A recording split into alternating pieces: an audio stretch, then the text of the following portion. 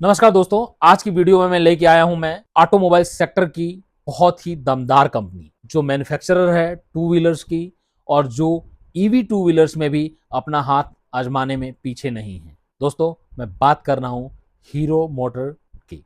मैं बात कर रहा हूं हीरो मोटर की। ये एक बहुत ही अच्छे बेस की, अच्छे फंडामेंटल की और अच्छी मैनेजमेंट वाली कंपनी है, जिसकी हम डिटेल में जब एनालिसिस करेंगे तो आप इसके फंडामेंटल और टेक्निकल लेवल्स को देख करके खुद भी मेरी बात से सहमति जताएंगे कि वाकई ये कंपनी अच्छे फंडामेंटल की है और अच्छे टेक्निकल लेवल्स पे भी ट्रेड कर रही है। दोस्तों, देर ना करते हुए वीडियो को स्टार्ट करते हैं। मैं आशुतोष ठाकुर आप सबका स्वागत करता हूं अपने YouTube channel @it's Ashutosh Thakur में। और पहले हम इस शेयर का फंडामेंटल एनालिसिस करेंगे और इसके बाद टेक्निकल एनालिसिस। इसके बाद हम देखेंगे कि इस शेयर में अगर हम लोगों की होल्डिंग है तो क्या करना चाहिए, या हम नई एंट्री बनाना चाहें तो किन लेवल्स पे जाकर के हम एंट्री बना सकते हैं और किन टारगेट्स के लिए वेट कर सकते हैं। दोस्तों, इस कंपनी का मार्केट कैप है 98.244 लाख, यानी कि 98,244 करोड़ का मार्केट कैप है। इस कंपनी का फेस वैल्यू जो है वो ₹2 है और इस कंपनी का जो करंट प्राइस है लास्ट ट्रेडिंग सेशन के हिसाब से वो 4910 रुपीज़ है,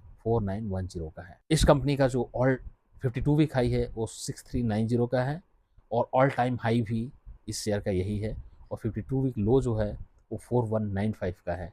ऑल टाइम लो इस शेयर का जो है वो ₹104 का है। दोस्तों, इस कंपनी का जो पी है वो 17 का है और इस कंपनी के इस सेक्टर का जो पी है वो है 24.99 का, यानी कि ये अपने सेक्टर से अच्छी कंपनी है और कम प्राइस टू इक्विटी मल्टीपल पे अवेलेबल है। दोस्तों, हमेशा भी अच्छा इन्वेस्टर अच्छी कंपनियों को जब वो अपने लोअर वैल्यूएशन पे ट्रेड करती हैं तभी एक्वायर करते हैं। दोस्तों, इस कंपनी का जो प्राइस टू बुक मल्टीपल है वो 4.55 का है और जो इसका पीजी रेशियो है वो है 0.61 का। ये थोड़ा सा नेगेटिव है कि अगर ये एक या एक के ऊपर हो जाए तो सोने पे सुहागा हो जाएगा। दोस्तों, इस कंपनी का जो आरओसी है वो कमाल का है 35.2% का और इस कंपनी का जो आरओई है 28.1% का। अल्टीमेट परफॉर्मेंस वाली ये कंपनी है। दोस्तों, इस कंपनी की सबसे बड़ी बात दोस्तों, ये कंपनी डिविडेंड बहुत अच्छा देती है। इस कंपनी का इस लेवल पे, इस बेस पे ही ₹5000 के बेस पे इसका जो डिविडेंड यील्ड है वो 3.77% का है। यानी कि इस कंपनी में आप सिर्फ इन्वेस्टमेंट करके भूल भी जाते हैं इस लेवल पे तो आपको सेविंग अकाउंट का इंटरेस्ट तो बड़े आराम से रियलाइज होता रहेगा। ऑफ कोर्स हम सेविंग अकाउंट का इंटरेस्ट लेने मार्केट में नहीं आते हैं, बट हम ऐसे स्टॉक में अगर पैसा लगा दें जहाँ पर सेविंग अकाउंट का इंटरेस्ट हमें तो मिलता ही रहेगा, प्लस जो शेयर का अप्रिसिएशन होगा वो अलग होगा। तो ऐसे शेयर को कभी भी इग्नोर नहीं करना चाहिए, अपनी वॉच लिस्ट में बना के ही रखना चाहिए। दोस्तों, इस कंपनी का डेट टू इक्विटी रेशियो देखेंगे तो 0.4% का है, जो कि निग्लिजिबल है, ना के बराबर है। इस कंपनी की जो सेल्स ग्रोथ है वो 15.8% का है और जो प्रॉफिट ग्रोथ है वो 37% का है। दोस्तों, 37% का है 1 लाख करोड़ के मार्केट कैप के लेवल पे। दोस्तों, अब इस कंपनी की थोड़ी सी होल्डिंग्स के बारे में देख लेते हैं कि प्रमोटर्स की होल्डिंग क्या है और बाकी इन्वेस्टर्स की होल्डिंग किस तरह की है। प्रमोटर की होल्डिंग दोस्तों 34.73% की है। एफ की होल्डिंग है जो वो सेकंड लार्जेस्ट होल्डिंग है 31.15% की। दोस्तों, एफ जिन शेयर्स में इन्वेस्टेड रहते हैं उन शेयर्स में वाकई बहुत ही तगड़ा पोटेंशियल होता है और उन शेयर्स को हमें वॉच लिस्ट में हमेशा ही रखना चाहिए। डी की जो होल्डिंग है 15.82% है और रिटेल की जो होल्डिंग है वो 7.41%, यानी कि रिटेल जो है वो लो लेवल पे पेनिट्रेटेड है। दोस्तों, एफ की होल्डिंग इस शेयर में तब 35% के आसपास है, तो सॉरी 31% के आसपास है, जब एफ धड़ल्ले से माल बेच रहे हैं इस मार्केट में, तब ये कंपनी 31% की होल्डिंग अपने बुक्स में एफ की बनाए रखने में कामयाब है। दोस्तों, ऐसे शेयर पे हमें नज़र हमेशा ही बना के रखनी चाहिए। दोस्तों, अब बात कर लेते हैं हम थोड़ा सा इस शेयर के टेक्निकल लेवल्स की, जो कि वाकई कमाल के हैं। दोस्तों, इस शेयर का जो सपोर्ट है, इमीडिएट सपोर्ट है, पहले हम सपोर्ट की बात करेंगे फिर रेजिस्टेंस की बात करेंगे। इस शेयर का जो सपोर्ट है वो 44,874 का है, पहला सपोर्ट। दूसरा सपोर्ट है 4754 का, तीसरा सपोर्ट 4686 और फाइनल सपोर्ट है 4487 का।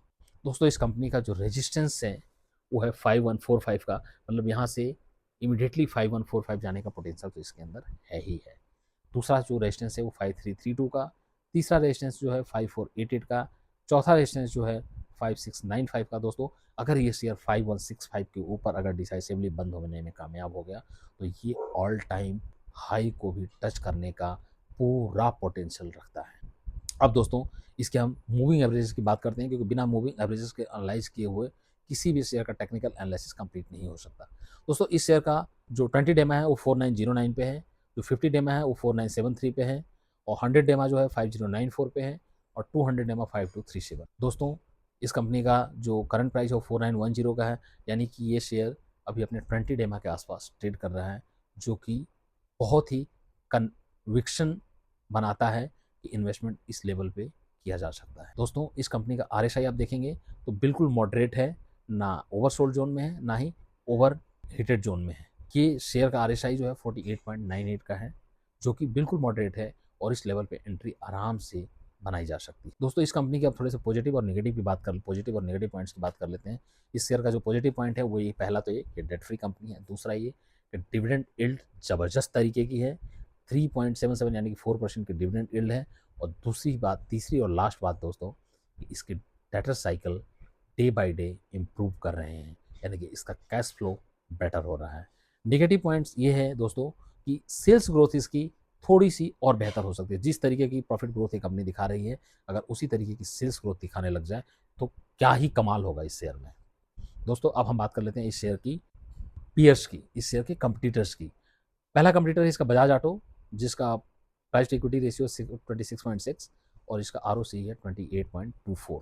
दोस्तों हमारा इस शेयर का ROC था 35 और पी जो था वो था 17.1 का, यानी कि बजाज ऑटो जो है वो हायर पी पे ट्रेड कर रहा है और लोअर ROC पे ट्रेड कर रहा है, यानी कि बजाज हाउसिंग से वेल प्लेस्ड है ये शेयर, अंडर वैल्यूड है ये शेयर। आइचर मोटर देखें तो 37.35 के पी पे काम कर रहा है, यानी कि ओवर वैल्यूड है, और 30.52 के ROC पे काम कर रहा है, यानी कि प्रॉफिटेबिलिटी इससे कम है। TVS मोटर 56.59 की पी पे काम कर रहा है, मतलब इससे 4 गुना पी पे काम कर रहा है, और ROC है 17% का। दोस्तों अगर आप इन्वेस्टमेंट या ट्रेडिंग कुछ भी करते हैं तो वैल्यूएशन को इग्नोर नहीं, अगर आप वैल्यूएशन को इग्नोर करके रैंडम ट्रेडिंग करते हैं तो आप इस मार्केट से कुछ भी कमा के घर लेके नहीं जाएंगे। आपने एक कहावत सुनी होगी कि भाव भगवान है। ये शेयर अभी बहुत ही अच्छे वैल्यूएशन पे प्लेस्ड है, और इस शेयर में डरने वाली तो कोई ऐसी स्थिति है ही नहीं। अब बात करते हैं कंक्लूजन की। अगर आपके पास ये शेयर है तो बिंदास होल्ड कीजिए और हर गिरावट में इसको ऐड कीजिए बिना डरे, अगर आपका नज़रिया मिड से लॉन्ग टर्म का है तो। मैं 1-2 महीने की कोई वो मतलब क्या बोलेंगे, 1-2 महीने का कोई प्रेडिक्शन में देता नहीं, ना ही मैं इंट्राडे की बात करता हूँ कभी। अगर आपका बिल्कुल नैरो शॉर्ट टर्म का नज़रिया है तो आप फ्यूचर्स के थ्रू इसमें एंट्री बना लें और उसको हेज करके रखें पोजीशंस को। आपको रिजल्ट्स वगैरह आएंगे तो उस पर आपको ठीक ठाक बेनिफिट मिले। पर अगर आपका मिड से लॉन्ग टर्म का नज़रिया है तो इस शेयर को अपनी डीमैट अकाउंट में लीजिए और इसको होल्ड कीजिए, और जितनी भी गिरावट हो, हर 4-5% की गिरावट पे इसमें SIP। अगर आपके पास ये शेयर नहीं है और एंट्री बनानी है, आप इस शेयर में इस लेवल पे एंट्री बना सकते हैं, और एंट्री बनाने के बाद अगेन मैं कहूँगा कि जैसे जैसे इसमें गिरावट हो आप SIP करते रहिए। यकीन मानिए इस शेयर में खोने के लिए कुछ नहीं है, पाने के लिए बहुत कुछ। जनरल डिस्क्लेमर दोस्तों, मैं कोई सेबी रजिस्टर्ड एनालिस्ट नहीं हूँ, इसलिए मेरे पास बाई सेल रिकमेंडेशन देने का कोई राइट नहीं है। ये सिर्फ मेरी पर्सनल ओपिनियन है, और ये वीडियो सिर्फ और सिर्फ एजुकेशनल पर्पस के लिए बनाई गई है। अगर आप कोई भी बाई और सेल करते हैं तो प्लीज़ अपने फाइनेंशियल एडवाइजर से पूछ के करें, एंड मेक श्योर कि आपका फाइनेंशियल एडवाइजर सेबी रजिस्टर्ड ही हो। दोस्तों मार्केट में पैसा कमाने से ज़्यादा पैसा बचाना ज़रूरी है। एक चीज़ और दोस्तों, मैं खुद भी ट्रेड करता हूँ, तो मैं इसमें अभी तो इन्वेस्टेड नहीं हूँ, पर फ्यूचर में इन्वेस्टमेंट कर सकता हूँ। सो प्लीज़ जब भी आप इसमें ट्रेड लेने का मन बनाए तो किसी इंडिपेंडेंट एडवाइजर से सलाह ज़रूर लें। Thank you very much. मिलते हैं नेक्स्ट वीडियो में किसी और शेयर के एनालिसिस के साथ। Thank you very much. Bye bye.